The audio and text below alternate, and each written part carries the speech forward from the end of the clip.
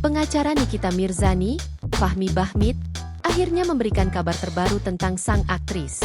Diketahui, Nikita Mirzani saat ini tengah ditahan di rutan Polda Metro Jaya.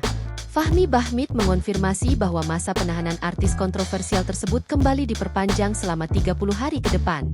Ini menjadi perpanjangan kedua setelah sebelumnya penyidik menambah masa tahanan selama 40 hari pada 24 Maret 2025. Sebagaimana diketahui, kasus yang menjerat Nikita berkaitan dengan dugaan pemerasan yang dilaporkan oleh Dr. Reza Gladys. Perpanjangan ini pun membuat Nikita dan asistennya, Mail Syahputra, tetap mendekam dalam tahanan hingga 1 Juni 2025.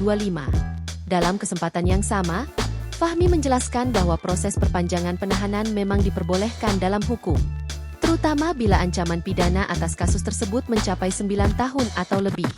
Namun, ia menilai lamanya masa penahanan ini cukup mencolok. Pasalnya, kasus sang klien belum juga dilimpahkan ke pengadilan. Download Tribun X sekarang, menghadirkan lokal menjadi Indonesia.